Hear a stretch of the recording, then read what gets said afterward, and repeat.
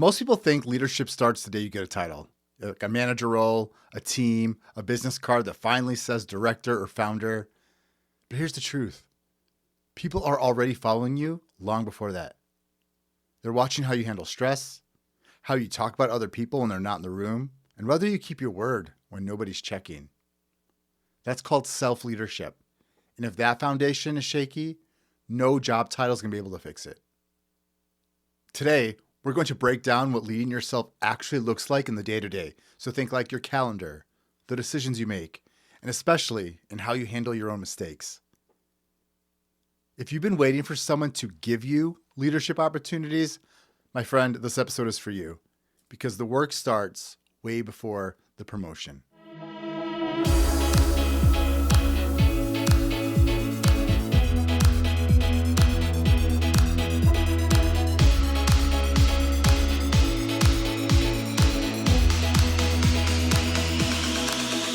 Welcome back to Built to Grow. I'm your host, Valdet, and this show is all about personal and professional growth that actually compounds over time. I have over a decade of leadership development experience, so I am very excited to talk to you about this topic. Each episode on the show, we unpack the real skills and habits that move you forward, not just in your career, but how you show up in life. I'm a huge fan of developing the whole person, and so everything Built to Grow is about developing the entire person, which includes today. Today, we're talking about leading yourself before leading others.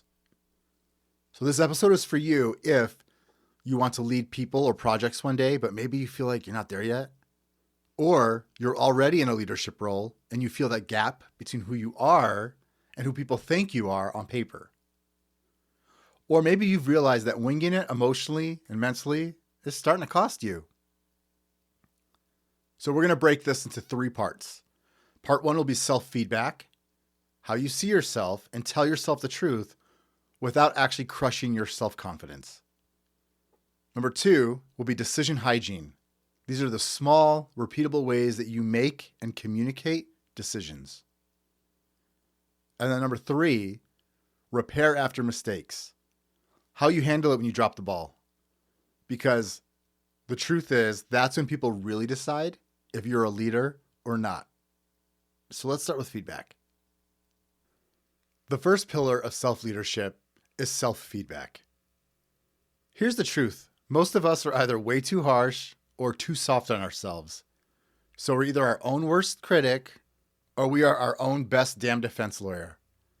I will tell you from experience, neither extreme will help you grow. Let me give you a quick example from my own life. There was a long time. I lean towards harsh. I'm very harsh on myself. I have certain standards of excellence, which I hold myself to, but I also hold other people to. And so I'm harsh on myself, and I will push myself to create like the perfect thing. But what happens is that sometimes in my quest for perfection and for excellence, I kind of steamroll people. I want my own way. I will compete with others in conflict to win my way or the highway. And I found that I did that a lot, but I didn't know that I was doing it. And then but it also was rooted, because when we talk about self-perception, how I saw myself, and I just felt very insecure, like next to my peers. Some of them had college degrees. I didn't have one yet. And so I became very arrogant as a way to compensate on the harshness I had for myself, because I found the one thing that I'm good at. And so I didn't want to be bad at it at all. But when I talked to my team and when I started going through different leadership development programs, like both running them and being part of them, it required me getting feedback from folks, like peers that I worked with. And I was honestly surprised. And this, mind you, this was happening in like my 40s, my early 40s. And so I'm like, oh, I just didn't know. I didn't realize. And once I became aware, I then had to have self-feedback of like, Valdet, how are you showing up in meetings? Okay, yes, you are leading this project. Yes, your name is on this project. But how else can we achieve excellence? It just took me a while to learn how to do that. And once I got like clearer feedback from people I trusted And I realized like the story in my head about myself was way more dramatic. And it was just a standard that I held myself to. And I was really harsh if I didn't meet it fully. Okay, I was kind of insufferable to work with, but I got better and I was easier to work with. And some of my strained relationships actually got better because I had learned how to lead myself. Here's a simple self-feedback loop you can start using every week. This helped me a great deal. So asking yourself just a couple of questions. What actually happened? Just the facts. Take the emotion out. Just talk about answer the question to yourself. What actually happened in this case, in this meeting, in this, whatever it is.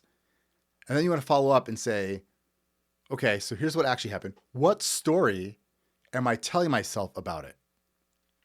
So this is kind of plays a little bit into the self-coaching model where you identify the facts and then you identify what is the story you built around it. What is the context you created around the event that happened or, several events, whatever it is. And then, because sometimes you look at it, our story is the truth, but it's not. It's maybe a truth or it's our truth, but it's certainly not the truth. And so a third question, so after you ask what actually happened, you would then say, well, what story am I telling myself about this? And then the third question would be, what else could be true? Because multiple things can be true at the same time. That's called multiplicity. What else could be true? What is another truth that could also exist? That's a very profound question. And just doing that alone helps rewire your brain to start thinking differently and to start seeing things from different perspectives. So it's a really powerful question. And then we don't want to boil the whole ocean at once, and especially when we're leading ourselves. So the fourth question you want to ask, what's one behavior I can adjust next time? One. You want to pick one thing.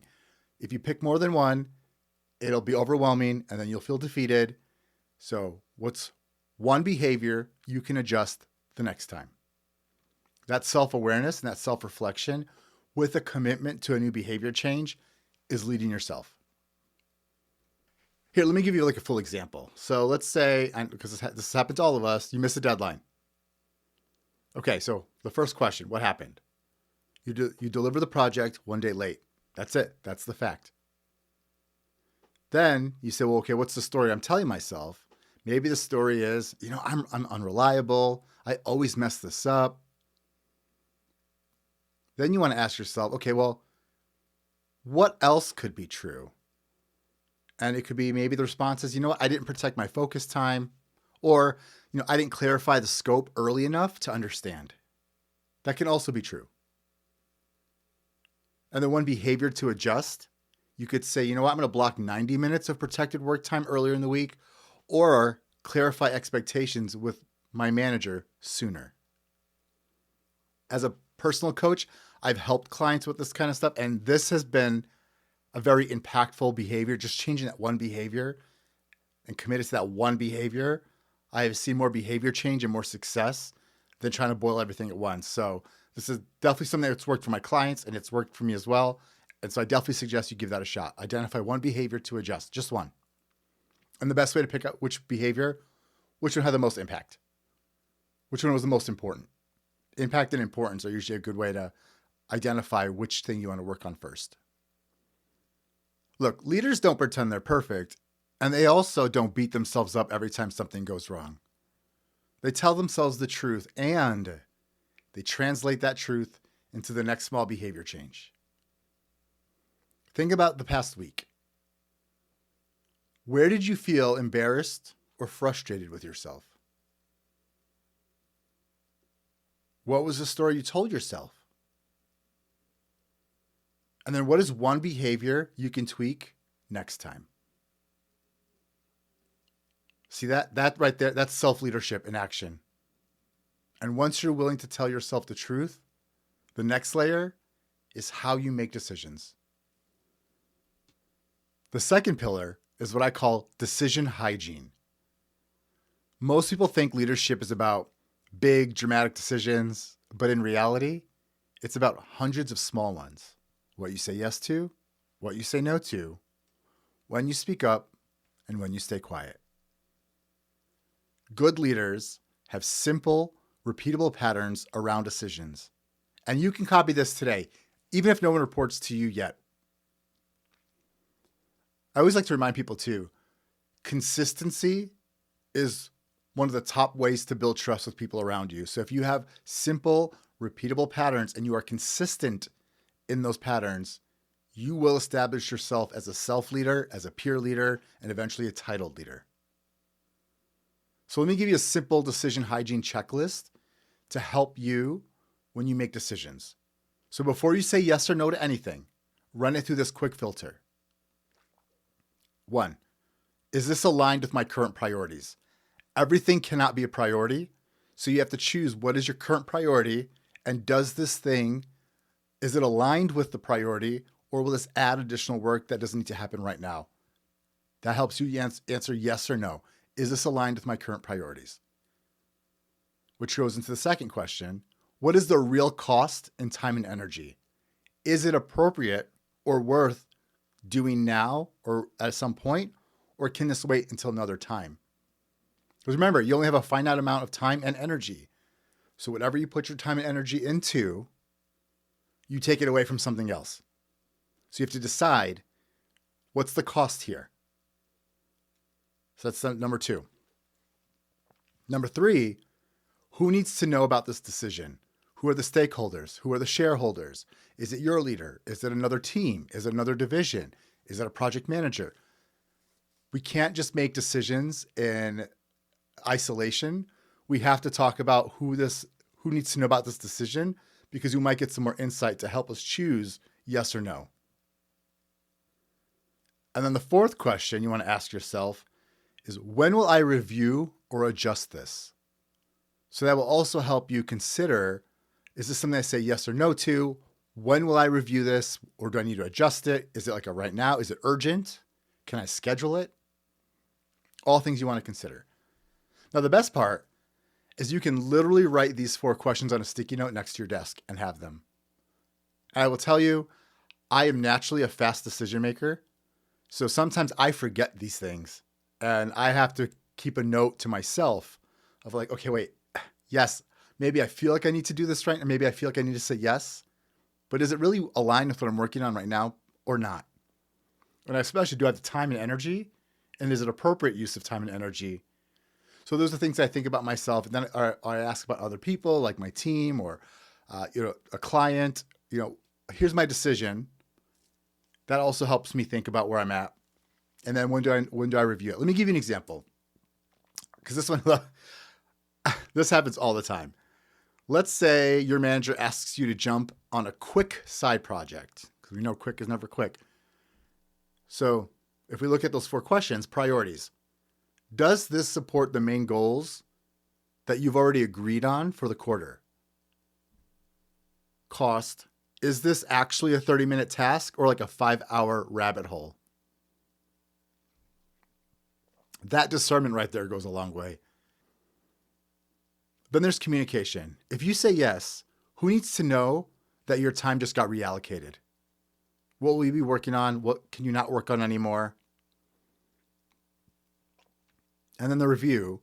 When will you check back in and see if this is still worth doing? It's like a temperature check. Should I still be working on this, or should I be doing something else? When you start running your decisions through that filter, people begin to experience you as a thoughtful, calm, and consistent leader and person, not just reactive. So decision hygiene isn't just about what you decide, it's also how you communicate it. And I cannot tell you, I cannot swear to this enough. If you want to be an effective person, human, sibling, parent, aunt, uncle, caregiver, leader, individual contributor, communication is the skill that you have to master. How you communicate something, it makes or breaks trust. It makes or breaks relationships. And so it's really important that you just not only think about what you're going to do, but how you communicate it. So I'm going to give you a script that you can even steal. It's very clear and to the point. So you can say, and again, this will be my Patreon for free. So you can say, here's what I'm deciding. So that's the decision made. Here's why. Here's what it means for you, and here's when we'll revisit it. So you can use that in emails, in meetings, Slack, anywhere. If you're communicating a decision. Also, I always tell people, especially if you're messaging your own leader, put yourself in the leader's shoes, put yourself in the audience shoes, whoever the person is that you're contacting. And this is a great way to give them the direct information up front. So they have the what, the why, the how, the who, the when, and it answers the questions before they ask them. Now, I want you to reflect. Think about one decision that you've been avoiding or the one that's been messy, which also, it's worth noting, when we procrastinate or put off making a decision, it's not because we're avoiding the decision. We're avoiding the emotional labor behind the decision. And so I often, when I work with my clients and I work with, my partners, the question I always ask, what are you avoiding? And that goes back to the self-perception and then giving ourselves self-feedback. But think about a decision you've been avoiding or one that's been messy. How would it feel to slow down, to run it through the checklist and communicate it with that 4-line script that I gave you? What would be different for you? All right, and that takes us to our third pillar of self-leadership, which is repair. This is the part that a lot of ambitious people skip. We either pretend nothing's happening and hope people forget, or we spiral into shame and disappear. Or honestly, sometimes if you're like me and you just move very fast, you might not even realize that something's happened. So you just don't see it, but other people do. But none of those responses build trust. And in fact, they will break trust. Leaders aren't the people who never mess up. They're the people who repair well. So I want to give you a simple framework. So when you drop the ball, you're late, you overpromised, you said something you regret. Here's a simple framework that will help you have a conversation about this and help you repair. So it's 5 steps. And again, it'll all be listed on my Patreon for free. Step 1, you have to name it. You have to say the thing that whatever it was the issue was, you have to address it.